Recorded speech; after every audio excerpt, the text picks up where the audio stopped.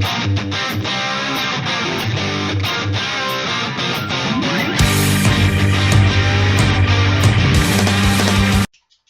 guys, Robert1 here, and today I'm doing my top 5 budget/rogue decks of this format. So the best rogue/budget decks that I believe will be the best of this format.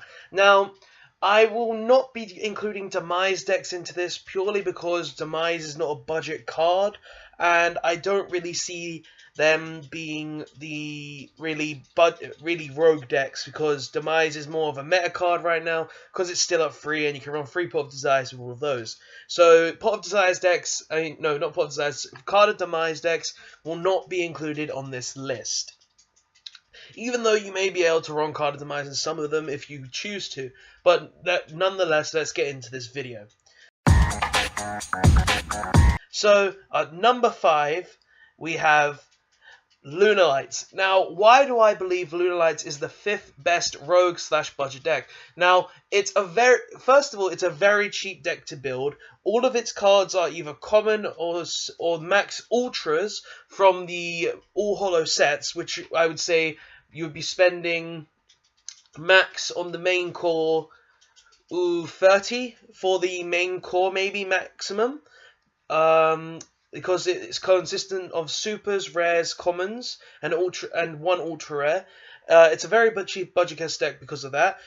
It's a very good deck as well because it can bust fusions out of its arse. Like, literally, you can fusion summon about 5 times in that deck, and just being able to fusion summon in that deck so many times is very good. Plus, this deck can also, if you're going up against a Pendulum deck, this deck can also attack every monster your opponent controls, which is another really good thing, because if they have all monsters in attack mode, then you can also, their monster can double attack, which is also another good thing.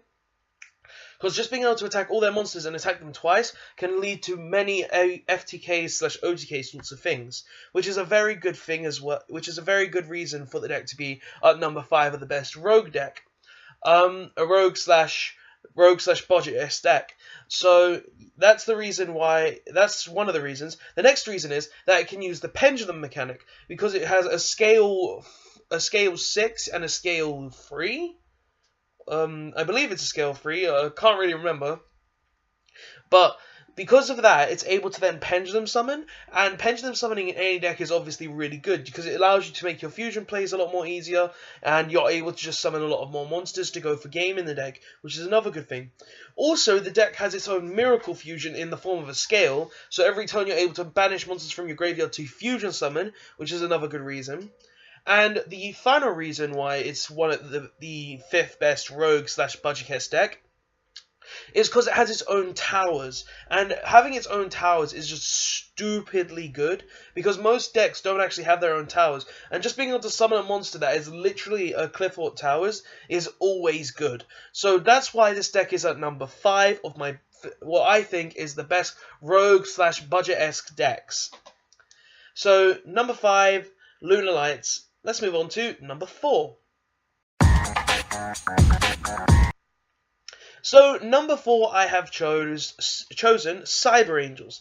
Now, the reason I have chosen Cyber Angels is because they just recently came out of Dragons of Legend Unleashed, and the deck is relatively cheap. The main core for the Cyber Angels would probably cost about maximum 50, if you can get all the stuff, and it's actually a really cheap thing to build. And also, just being able, and the deck actually has a lot of really good cards to boost into it, because you don't just run the Cyber Angel cards into it, you can put other engines into it as well, such as the Star Seraphs, because just being able to put Star Seraphs in is a really good thing as well in the deck, because it gives you rank 4 access, and being able to make us card rank 4s in decks is really good nowadays, especially seeing as you're making triple rank 4s, or which are literally some of the best rank 4s, such as Ophion for one, which is what literally allows you to do either banish a card from their hand, discard a card from their hand, banish a card from their graveyard, or return a card from their field to their hand, which is a really good thing as well. So Star Seraph's engine in the deck is very good as well. Also, you have access to stuff like Herald of Perfection, because all your monsters are fairies, so you're able to discard them to negate any effect, which is just completely stupid. And you can also access stuff like Sephira, the dragon ritual monster. I can't remember its whole name. Don't judge me. I haven't dueled against it enough to remember its whole name. So it does have access to stuff like Saphira, where all your monsters are fairy as well, or light. So you're able to discard those to gain more effects from that Saphira, like draw 2, discard 1, discard a card from your opponent's hand, and I can't remember its third effect, but also having things like that in the deck is really good. And the last reason is that it has access to pre-preparation of rites, which is literally a +1, which is just amazing because you can literally search out the Saphira ritual and Saphira herself. You can search out the Herald ritual and Herald. And you can search out, I believe, the Cyber Angel ritual card and any Cyber Angel you want, which is really good in the deck. So I really do believe that Cyber Angels are the 4th best rogue/budget-esque deck of this format. So number 3 is Cyber Angels. Now let's move on to, number 4 is Cyber Angels. So let's move on to number 3.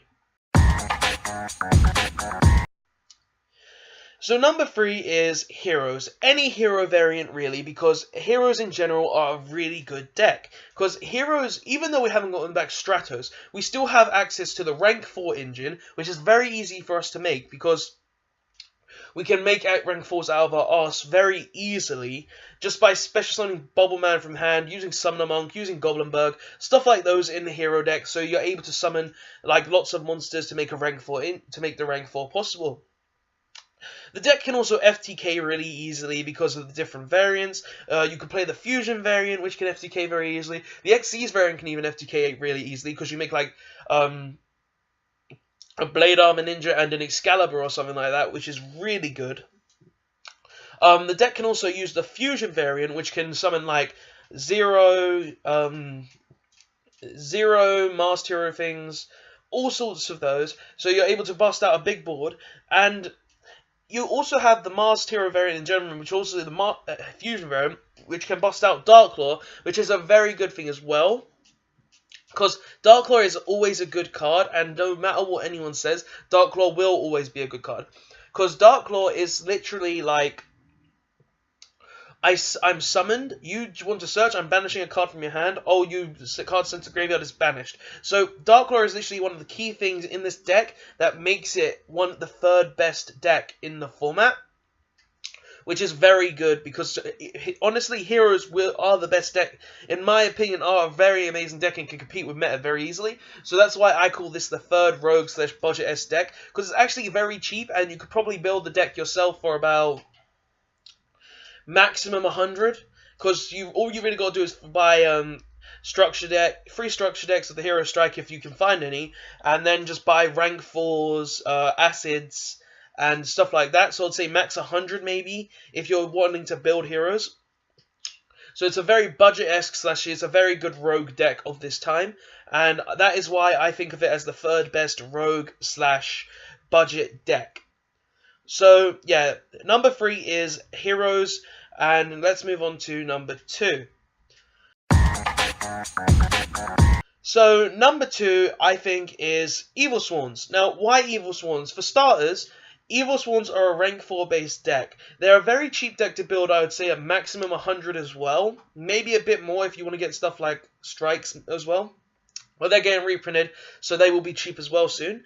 Also, with the rank 4 pool, they have stuff like Ophion, which allows you to literally say no to any level 5 or higher monster from being special summoned. The entire Blue Eyes deck, this deck can counter. Also, this deck can run Floodgates very easily, like Macrocosmos, Anti-Spell Fragrance, stuff like that, which is very good. It can also run Vanities, so that's another thing. And just being able to run the Floodgates like that is an amazing thing for a deck to do, because it doesn't really hinder the deck too much, and it's just a very good thing as well. Plus, with the unlimiting of Allure of Darkness, Evil Swans have a very big boost from the consistency that card can give. So you're just going to consistently draw cards so you can thin your deck out, get the cards you need, and be able to just make big boards of, say, Set 5 Ophion. But yes, this deck I can really consider to be the 2nd best budget deck.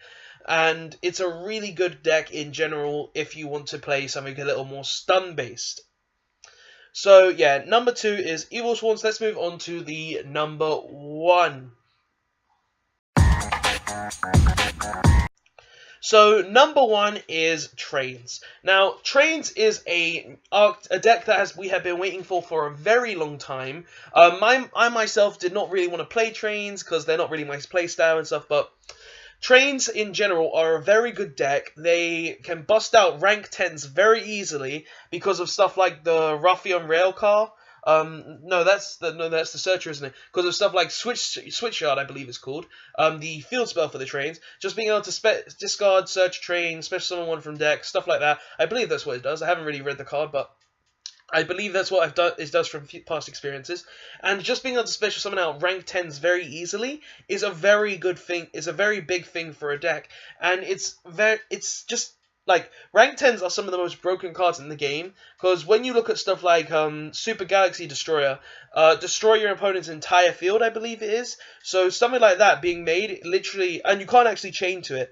So something like that being made is very strong, and it's a 5k monster that you can't get over very easily.